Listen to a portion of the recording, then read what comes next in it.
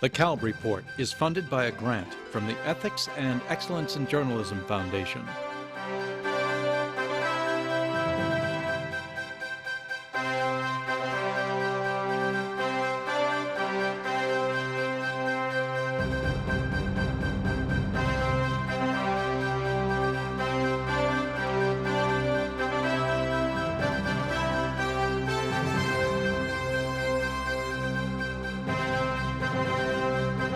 From the National Press Club in Washington, D.C., this is the Kalb Report with Marvin Kalb.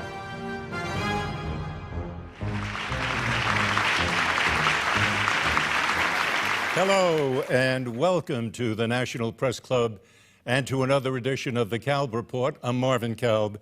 In our program tonight, 45 Words, a conversation about the First Amendment with Supreme Court Justices Antonin Scalia and Ruth Bader Ginsburg. It would be an honor, obviously, to have one Supreme Court Justice as my guest, but to have two is indeed a very special privilege, especially these two, who generally represent contrasting opinions on the court, one liberal, the other conservative, and yet they are great friends who dine together, travel together, love going to the opera together. In fact, they inspired a new opera called, of all things, Scalia-Ginsburg. They are like the old days in this capital when political differences would not stop a good friendship from flourishing. Justice Scalia is the longest-serving justice on today's Supreme Court, appointed by President Ronald Reagan in 1986. He's called an originalist, meaning he believes that the Constitution ought to be interpreted more or less as the Founding Fathers meant for it to be interpreted. You want change, he says, change the legislature, change the law. His job is to interpret the law. Justice Ginsburg was appointed to the Supreme Court by President Bill Clinton in 1993. Her view is that the Constitution is what has been called a living document, meaning it changes as society changes, one linked to the other.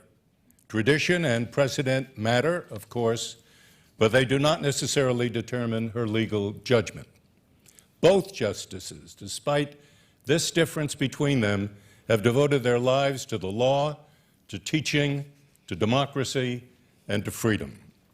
We're going to discuss freedom of the press, but let's start with what the concept of freedom means, its origin, its meaning at the time of the American Revolution, and its meaning in today's America.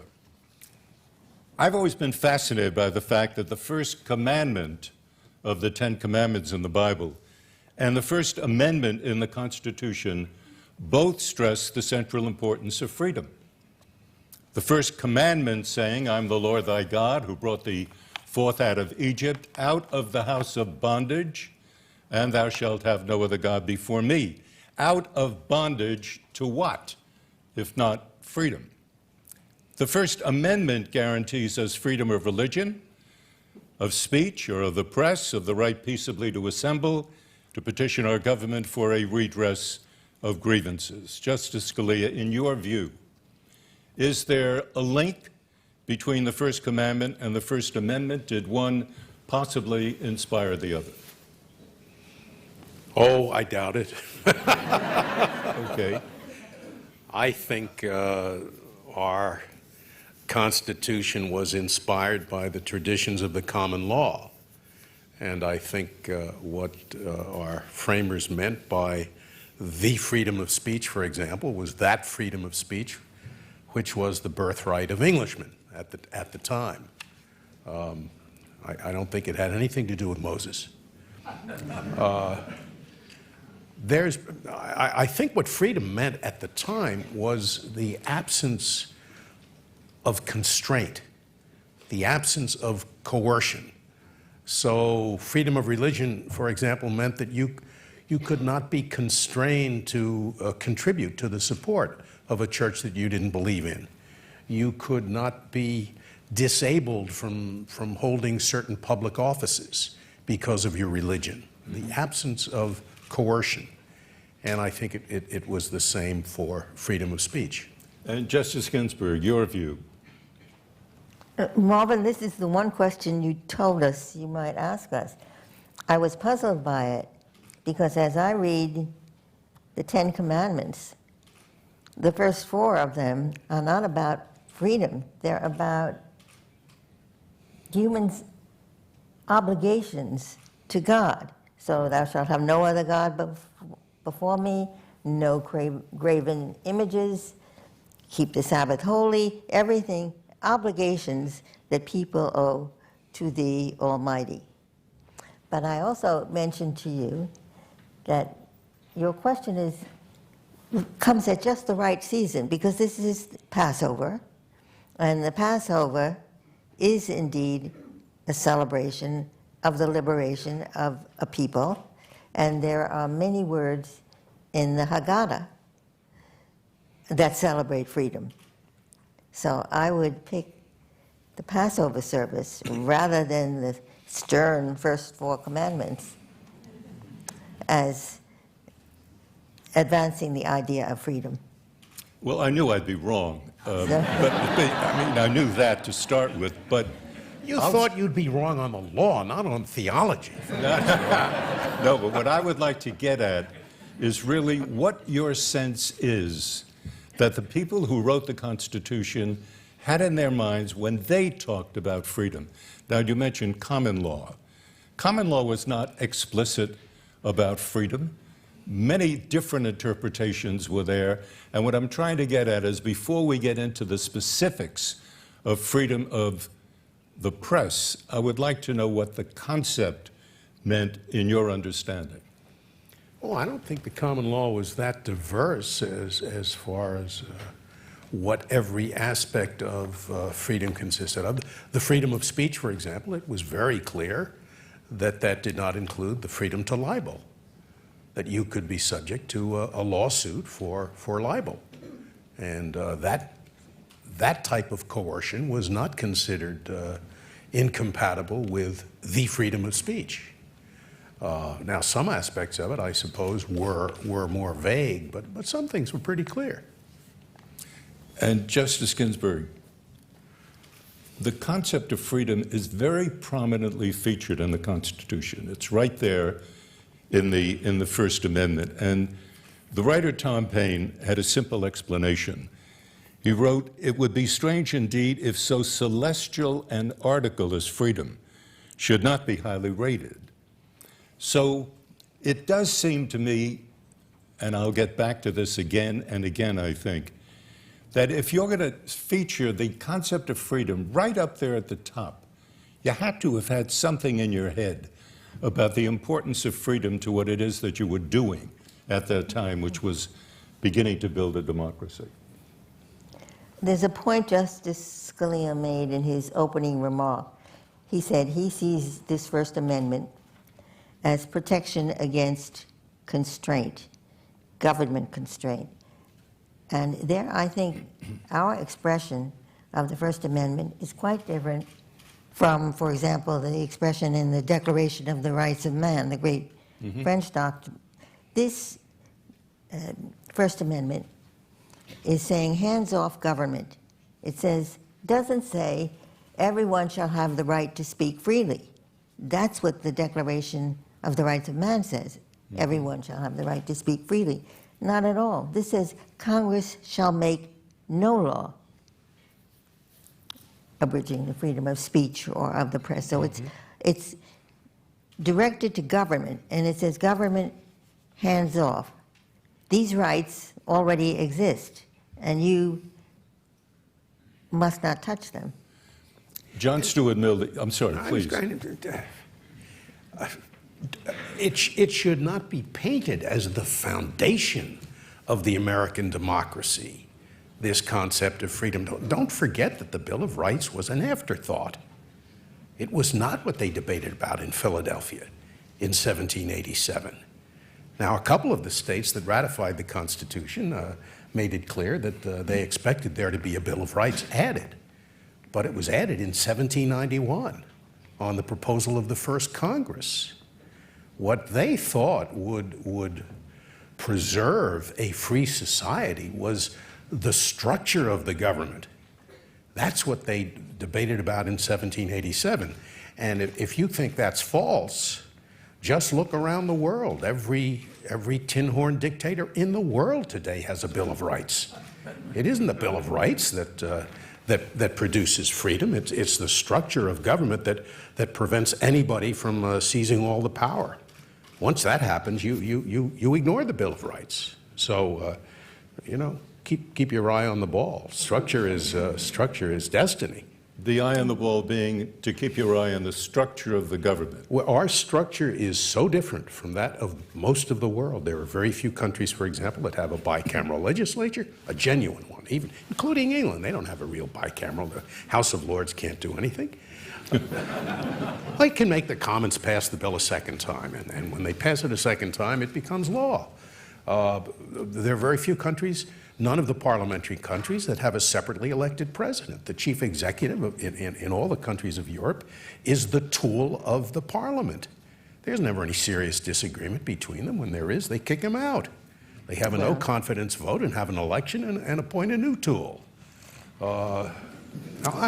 We are so different from the rest of the world, and it is that has, more than anything else, preserved our liberties. And you wouldn't want to live in most of the countries of the world that have a Bill of Rights which guarantees freedom of speech and of the press. You wouldn't want to live there.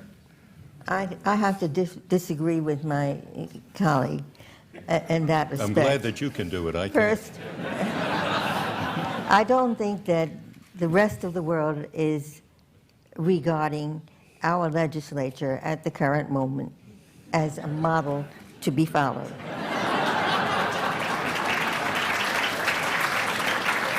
And second, however it was understood in the beginning, yes, the structure of government was to protect our liberties, but there was always the idea of rights. Think of our first great document, the Declaration of Independence. Also, it is true that the great protections that the press now has came rather late. The First Amendment was developed in a serious way around the time of the First World War. It began. Mm-hmm.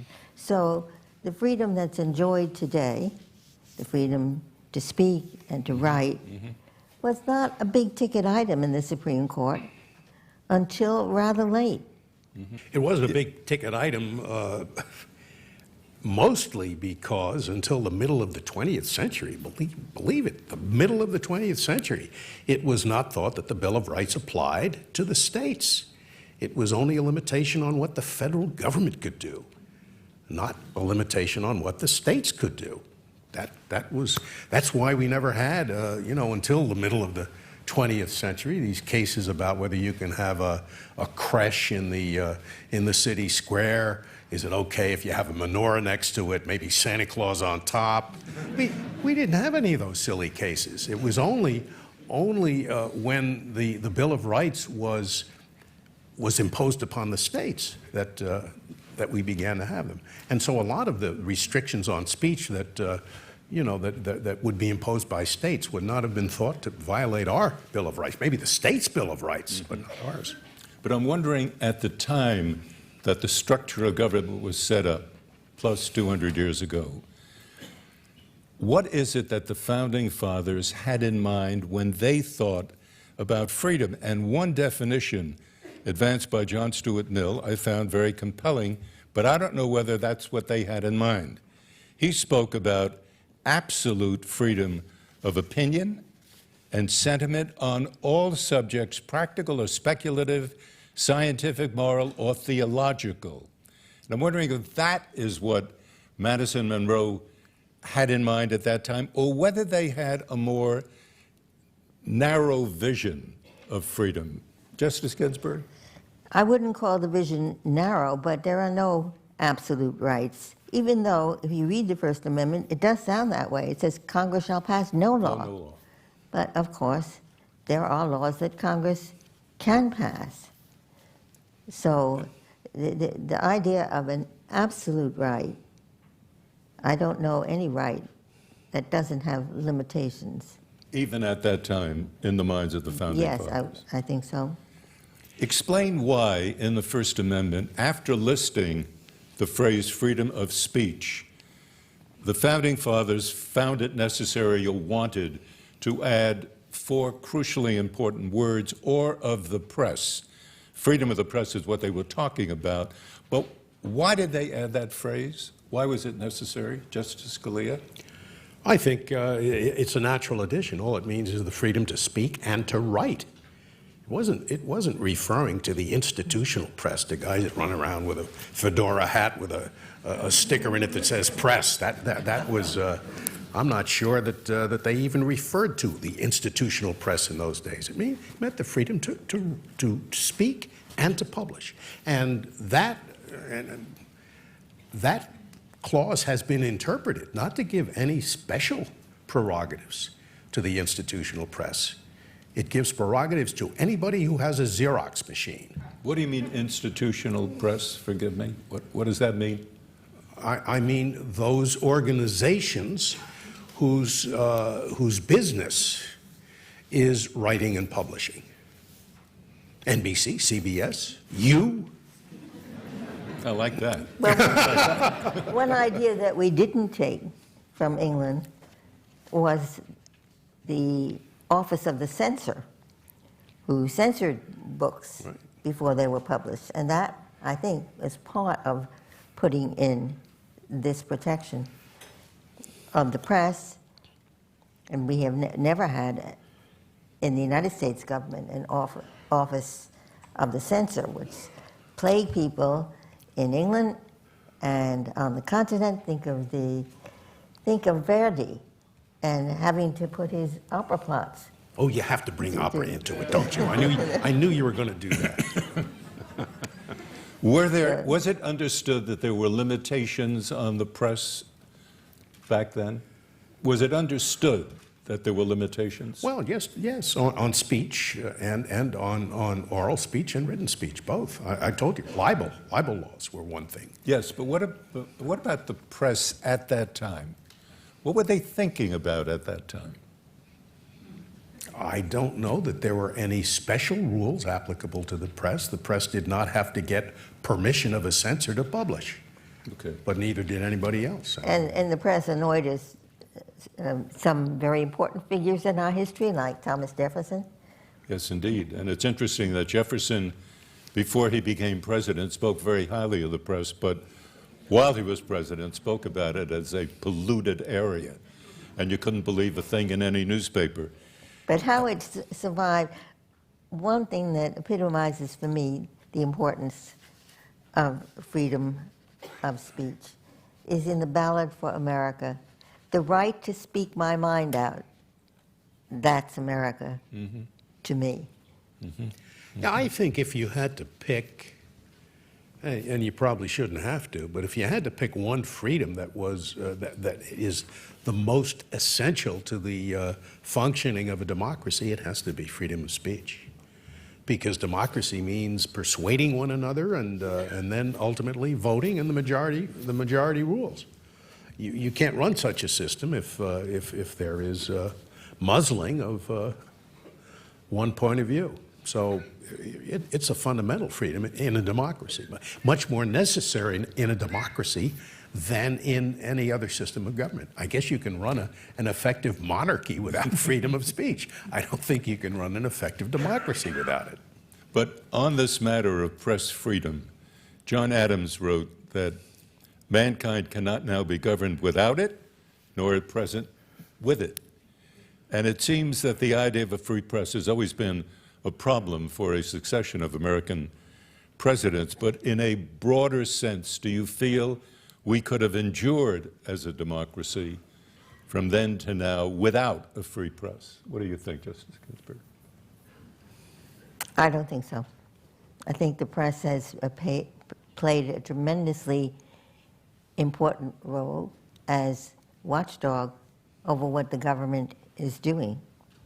And that keeps the government from getting too far out of line, because they will be in the limelight.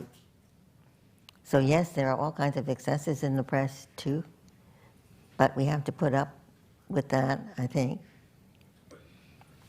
given the alternative.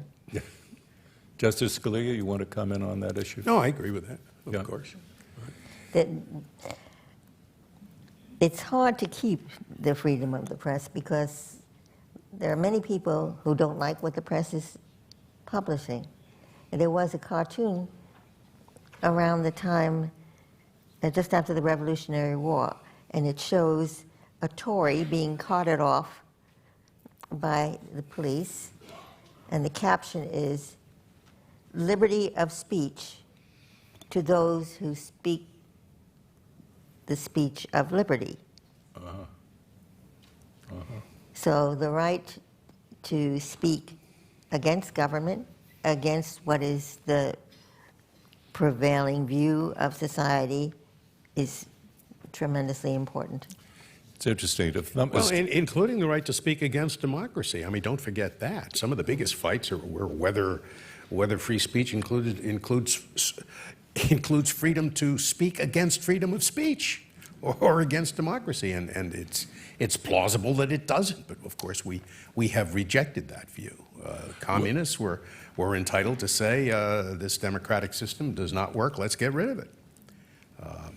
Yeah, it took a while for that idea to take hold because indeed. there were laws against Did indeed. anarchy, sedition, syndicalism. It takes us, perhaps, I think, to the 1964 ruling of the Supreme Court on the New York Times versus Sullivan, which is certainly called a landmark decision. And you spoke earlier about the importance of libel at that time. And in this particular ruling, very specific regulations, that's the wrong word, but concepts are written into this ruling. And I'd like to just read what Justice Brennan has said, because I think it deserves to be quoted as often as possible. Public discussion is a political duty, and it must be, quote, uninhibited, robust, and wide open, and may well include vehement, caustic, and sometimes unpleasantly sharp attacks on government and public officials. And you were mentioning this, in a sense, a moment ago. And I'm wondering, Justice Scalia, if this kind of an issue were brought before the court today, at that time, in 1964, I believe the court's ruling was a 9-0, it was a unanimous vote. What would happen today? I don't recall whether it was unanimous. I'm not sure it was. It was 9-0. But I stand to be corrected. Even so, it was wrong. It was wrong. The issue is not whether it's a good idea to let the institutional, to let anybody, what New York Times versus Sullivan holds is that if you are a public figure, and it's been a matter of some doubt what it takes to become a public figure, but it's certainly any politician is a public figure. If you are a public figure, you cannot sue somebody for libel unless you can prove that effectively that the person knew it was a lie. Right. So long as he heard from somebody, it makes it very difficult for a public figure to win a libel suit. I think George Washington, I think Thomas Jefferson, I think the framers would have been appalled at the notion that they could be libeled with impunity. And when the Supreme Court came out with that decision, it was revising the Constitution. Now, it may be a very good idea to set up a system that way. And New York State could have revised its libel laws by popular vote to say, if you libel a public figure, it's okay, unless it's malicious. But New York State didn't do that. It was 9 lawyers who decided that that's what the Constitution ought to mean, even though it had never meant that. And that's essentially the difference between Ruth and me concerning a living Constitution. She thinks that's all right, and I don't think it's all right. The situation didn't exist in 1787 or 1791 that the court confronted in Times Against Sullivan. The history of Times Against Sullivan, it was a sheriff who said he was libeled in an advertisement in the New York Times. It was in the midst of the civil rights Yes. era, where libel laws could be used as a way of squelching the people who were asserting their freedom. So I think that Times Against Sullivan is a decision of major significance. Now, I will say that the lawyer who argued that case for the New York Times, Herbert Wexler, a great constitutional law scholar, when its story is told, when he told Sulzberger, we won unanimously, Sulzberger's response was a little hesitant. He said, it's great for the New York Times, but what about all those other papers that don't have our high standards? But I think that that Times Against Sullivan is now well accepted. And I quite disagree with my colleague that I suspect that if the Founding Fathers were around to see what life was like in America in the 1960s, they would have agreed with that. So you would have voted for it? Oh, God, yes, she would have voted for it. Now, Come on, Mr. Kalb. Okay. I want to point out that there's a new report out by an organization called Reporters Without Borders, very highly regarded, that the U.S. has experienced what are called a profound erosion of press freedom in 2013, dropping 14 points to number 46 in global rankings. Now, reporters are a little nervous these days, and they like to feel that they have friends. And I want to know, in your judgment, whether reporters are right in considering the Supreme Court today as a friend of the concept of freedom of the press. Justice Scalia. You want me to say no to that? No, I want... Of course, everybody on the court believes in freedom of the press. Now, there's some difference as to what that means, okay? What are the... as to whether it means, for example, that a member of the press, no matter what the national emergency may be, need not disclose his or her source. That's a question that hasn't come up before us, and I think it's a very interesting and not necessarily not a question with a clear answer. Mm-hmm. So you can believe in freedom of the press and still have fun disagreeing. Mm-hmm. Okay. I'd like to know how it was determined that that was the 46 was the rank of the U.S. I'm just thinking of the tradition in England, which holds to this very day, that the press can't report about trials, right? About ongoing trials. And they can libel public figures in England. Since 1964 and the Sullivan New York Times case, as you were pointing out before, it's extremely difficult now for anybody to libel a reporter on this issue.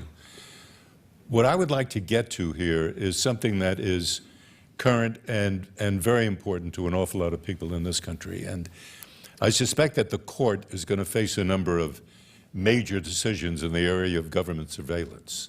The National Security Agency, the NSA, its newly disclosed activity, then all of the problems of whistleblowing journalism. And it's worth noting that the Washington Post just this week won a Pulitzer Prize for its reporting on Edward Snowden and the NSA leaks. So I'd like to start by asking you, do you think the Post deserved the prize? Justice Ginsburg. That's a question that the journalists in this audience are much better equipped to answer than I am. I don't read the Post, so I have no idea what they I have no idea what they got the prize for. I do, including the announcement. Was it the bottom of the first page when it says what's coming up this week, and this evening was Yes. announced as, Yes, it as was. an event. Yes, it was. Oh, that's Very nice. proud of that. So tell me, I didn't get terribly far on that. Do you believe that Snowden is a whistleblower or a traitor? That's not part of what I worry about, really. That's a policy question, not a legal question, and I stay out of that stuff. And it's also possible, is it not, that the question you raise could come before the court. That is possible. Yes, and we are not at liberty to preview. No, I appreciate that. Let me ask the question from another angle. If If somebody, it's the same question, you're going to get the same answer. that may be, that may be. But I'm going to try it anyway. All right.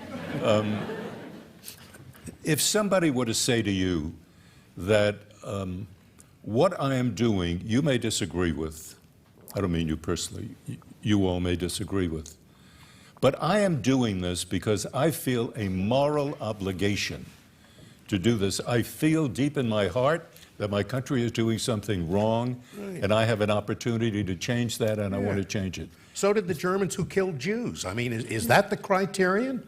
Whether you honestly believe what you're doing is good? You have an obligation to form your conscience according to what is right. And, that's the issue. The issue is whether it's right, not whether you believe in it. I'm sure Hitler was very sincere. But the idea of it being right, you mean right according to the law as established? Well, in the context you put it, right according to Some moral judgment. right to the Ten Commandments. Right. Okay. But we should note that the point that was brought up before about hateful speech. Yes. There was a case, many years ago, involving the town of Skokie, Illinois, where Yes. many Holocaust survivors lived. And the American Nazi Party decided they would pick that town for their demonstration.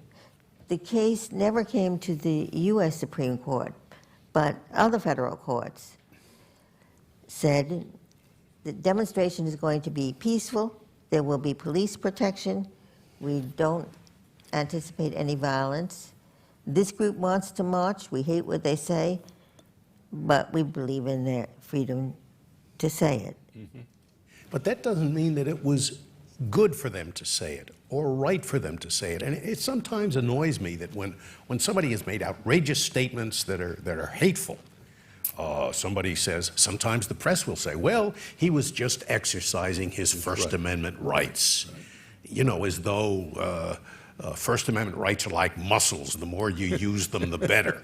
And it doesn't matter what purpose you're using them for. I mean, you can be using your First Amendment rights, and it can be abominable that you are using your First Amendment rights. I'll defend your right to use it, your right to use it, but I will not defend the appropriateness of the manner in which you're using it now. Well, I'm sure That can be very wrong. Justice Scalia was praised by some, criticized by others for his decision in the flag burning case. Now, I imagine that you thought the act itself was reprehensible. I would have sent that guy to jail if I was king. But, yeah. But by your ruling, he had the right to burn the flag. Yes, that's what the First Amendment means. You have the right to express your contempt for the government. That doesn't mean it was a good thing for him to do that in that manner, by burning a symbol that meant so much to so many other people. But he had the right to do it. Justice Scalia, at a recent event in Brooklyn, you were quoted as saying that basically the Supreme Court should not be deciding matters of national security, and you're quoted as saying, the Supreme Court does not know diddly about the nature and extent of the threat. Diddly. Did I say diddly? That's what you're quoted as saying. It's truly stupid, you went on, that my court is going to be the last word on it. First of all, did you say that? No, I think I probably did. I Probably certainly did. believe it. What did you And- mean? but Justice Ginsburg, Can I- please. I don't think we have a choice. You know, the court doesn't decide we're going to pick this area and straighten it out today. There are petitions for review. And if there is a law that the government says was violated and the other side says, no, the government can't do this, can't engage in that kind of surveillance, if that case comes to us, we can't run away and say, well, we don't know much about that subject, so we won't decide it. You know what I was talking about? This related to the Fourth Amendment, not the Fifth Amendment. The Fourth Amendment, which prohibits unreasonable searches and seizures. All right? The first time my court had a case involving wiretapping, it held that the way the Fourth Amendment reads is the people shall be secure in their persons, houses, papers, and effects, possessions, against unreasonable searches and seizures. And the court said, quite properly, hey, conversations are not persons, houses, papers, and effects. Wiretapping may be a very bad thing. States had laws against it, but it does not violate the federal Constitution. All right? About 20 years later, during the Warren Court, we did a 180-degree turn. And we said there are penumbras and emanations, and conversations are covered by this vague right of privacy that's contained in the Constitution. Now, that is the living Constitution, okay, changing what the text says and what it originally meant. The consequence of that, I was pointing out in Brooklyn. I like Brooklyn. The consequence of that is that now the institution of the government that is going to decide this highly significant NSA question about, you know, who can, what information can you get by wiretapping? The institution that will decide that is, without a doubt, the institution least qualified to decide it. It will be my court. It's a question of balancing the emergency against the intrusion. When the emergency is high enough, you can have a higher intrusion. It's why we all get searched when we board an airplane. That's a terrible intrusion upon. Well, just let me finish. We know nothing about the degree of the risk. Nothing at all. The executive knows.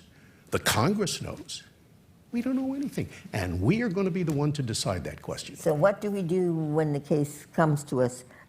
Before you answer that, I would like to remind everyone that in the wiretapping case, the argument that wiretapping was not an unreasonable search or seizure, there was a very strong opinion the other way by Justice Brandeis. So, and if I were on that court, I would have voted the way he did.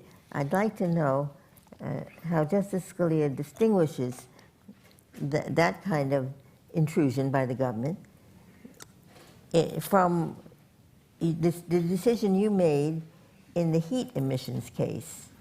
Now, the helicopter that was flying over roofs to test the level of heat, because if it was of a certain heat, then maybe marijuana plants were growing. Then the helicopter never touched the roof, and yet you said that was a violation of the Fourth Amendment. That was an unreasonable Because search. the people were not being secure in their houses from unreasonable. I mean, that's a clear example of one of the facilities that is protected by the Fourth Amendment. So if you Houses. wiretap someone in their house? Yeah, if you have to break into their house to wiretap, yes. But if you listen into conversations, you know, when they're in the phone booth, intruding upon their generalized right of privacy. Well, you don't have to worry about that. You don't have to worry about that anymore. There are no phone booths. You're right about that. You're right about that. Let me ask you this. But anyway, we've gotten away from the Fifth Amendment, haven't we? No, I want to The stick First with this. Amendment. First Amendment, I'm Yeah, but stick with the Fourth Amendment for just a sec.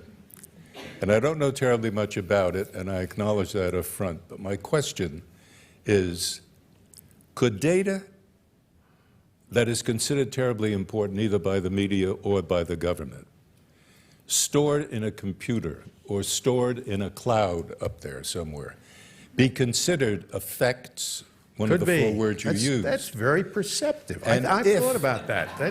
Thank you, sir. I've thought about that. Thank you. You'd But be if a you good thought lawyer. about that, Yeah. doesn't it follow that the U.S. government would not be able to justify its NSA surveillance program, and that therefore conceivably could be in violation of the Constitution? No, because it's not absolute. As Ruth said, there are very few freedoms that are absolute.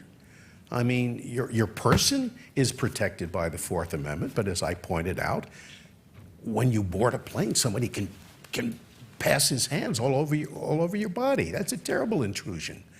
But given the danger that it's guarding against, it's not an unreasonable intrusion.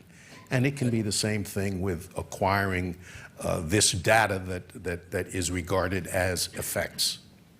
Depends on how. And that's why I say it's foolish to have us make the decision, because I don't know how serious the danger is in this NSA stuff. But don't you in the Supreme Court have the ability to pick up the phone and call somebody at the White House and say, I have a question about it? Absolutely not. Absolutely not. You know, there is. How about, We are at the mercy of whatever people happen to bring to us. If they don't bring it to us, we don't know it. And we can't make a decision based on something outside the record of the case. The parties and their lawyers have to know everything, have access to everything that we will factor into our decision. I don't know how many times I would have loved to call law professor so-and-so, who is the biggest expert Call your in the era. husband in a tax case, for Right. example. Marty Right. was one of the best tax lawyers in the country. But we can't do that because the other sides, the parties aren't there and don't have access to the same information. So we are hemmed in by the record of the case, and the court cannot resort to information that the parties do not have. Justice Ginsburg, I want to ask you the same question I asked Justice Scalia about the data, the storage in computers, and linking that to the word effects. And if that justifiably is linked to the word effects, doesn't it follow logically that the case could be made that the government is in violation of the Constitution by this government surveillance program? An argument could be made, certainly, but it's not an argument that either of us could answer. Well, I think Justice Scalia suggested we can't answer it all. I don't think that's so. When we have to answer it, we will. But we don't get questions in the form you pose them, Marvin. We get a concrete case and not an abstract question. The effects are up there. What can the government do? Okay. Yeah, I would answer that one, Ruth. I mean, that is persons, houses, papers, and effects. It's not conversations. What are you but saying there? you couldn't answer it in the abstract. Oh, certainly not. Certainly not. Can we expect the Supreme Court to rule on the NSA issue? It depends if there is a case that will begin not in the Supreme Court, but in a federal Okay. district court and then go to a court of appeals. We do have the luxury of not having to decide things until they've been decided by other good minds, by judges in the federal trial courts and courts of appeals. And it's not our responsibility to shape up the executive and make sure they're doing what they're supposed to or shaping up the Congress. That's not our job. Our job is to prevent people from being harmed. If nobody's being harmed, we don't get into the matter. And even if somebody is harmed, unless he comes to us, we don't have any self-starting powers. We're at the mercy of whoever wants to bring a case or whoever doesn't want to bring a case. That was Ruth and I visited India one time, a long time ago, and the Indian Supreme Court. India has a Bill of Rights, which says that the apex court, their Supreme Court, will assure the preservation of the liberties set forth in the Bill of Rights. And that court interpreted that to mean that if they're sitting around of a Sunday reading the Bombay Times, and they see that the police commissioner in... Mumbai. No, look at...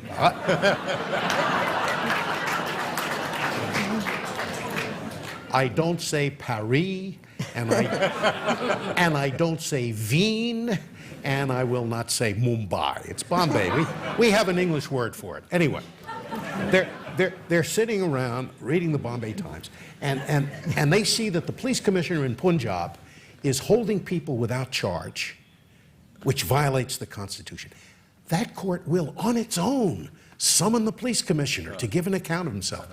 Our court can't do that. We can't do that. It's only when people bring problems to us. You can't do that because that's the way it's always been done, or there's a rule that says you can't do it? We can't because the Constitution limits us to actual cases and controversies. There are many courts in the world that do operate by answering abstract general questions.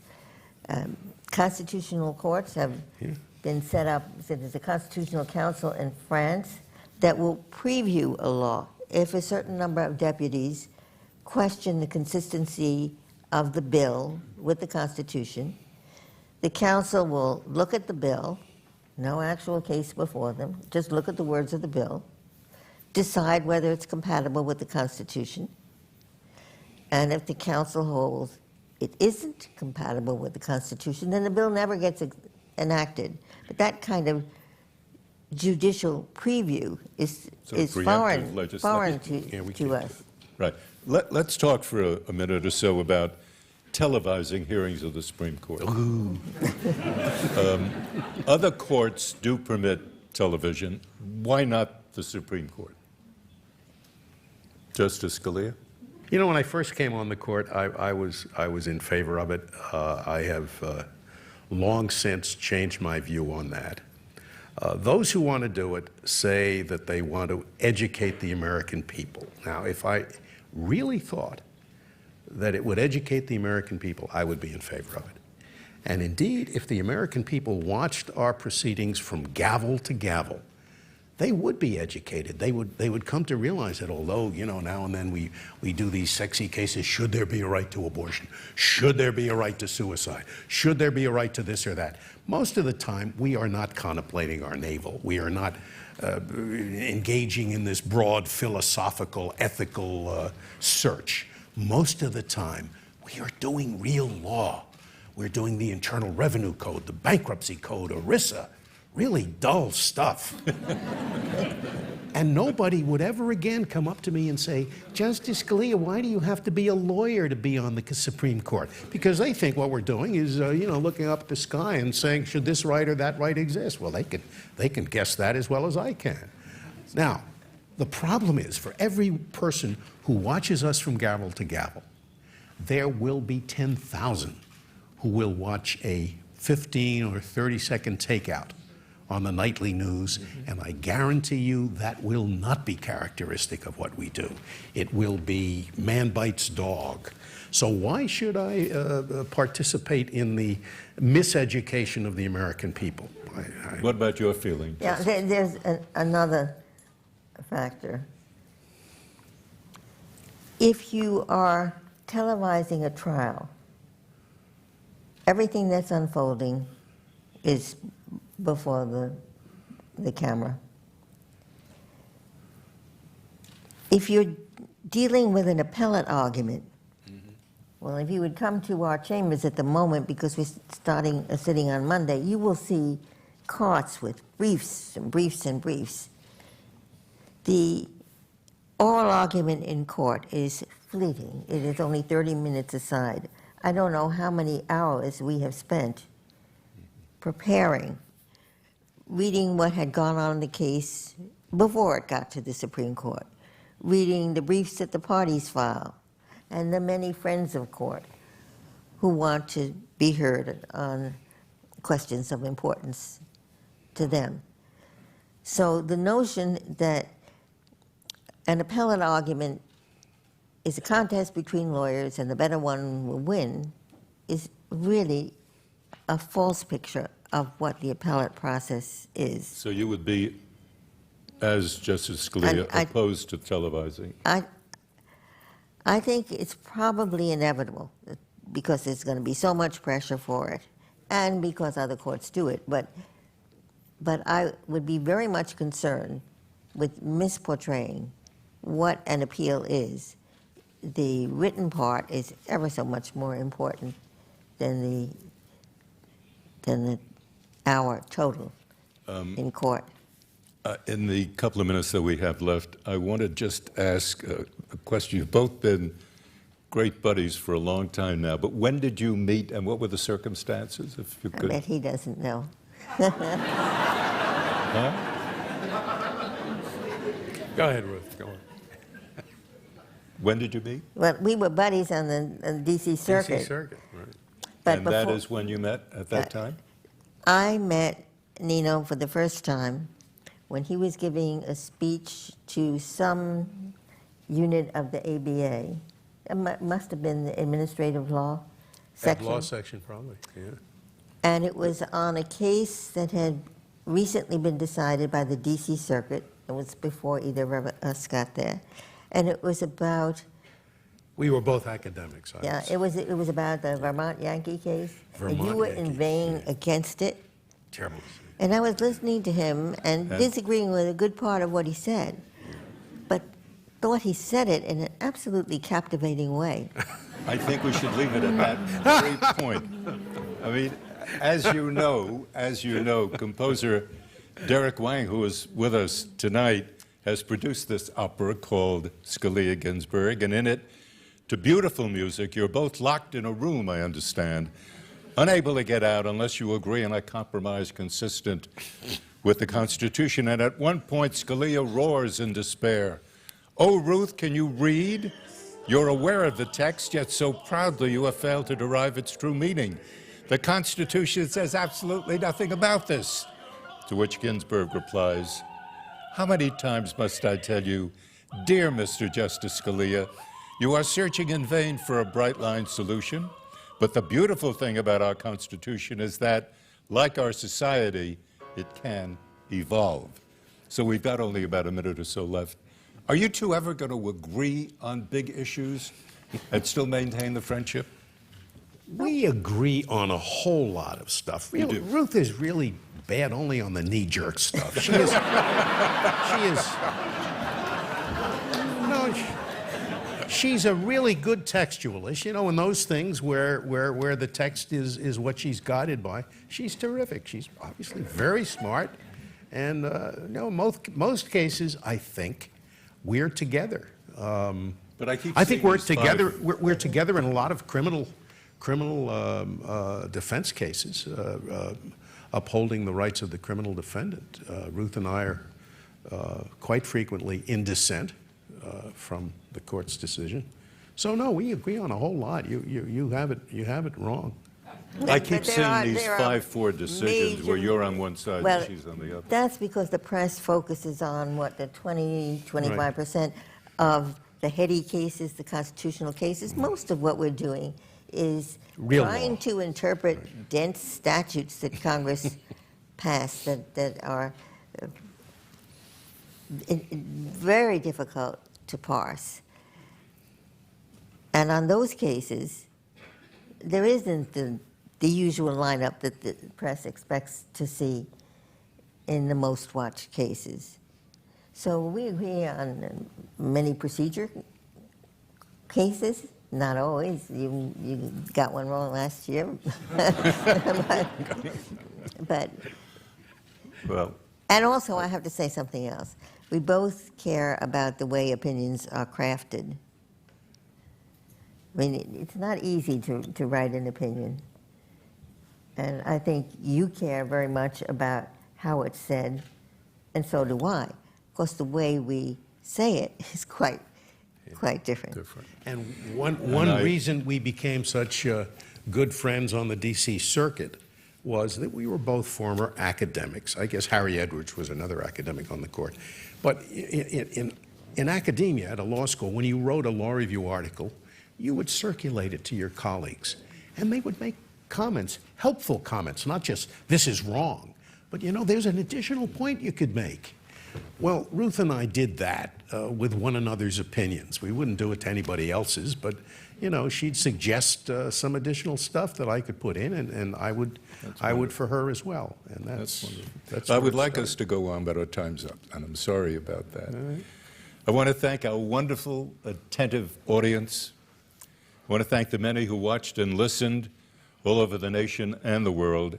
But most important, I want to thank our remarkable guests, two sitting justices of the Supreme Court of the United States, Antonin Scalia and Ruth Bader Ginsburg. Thank you both so much. Thank you.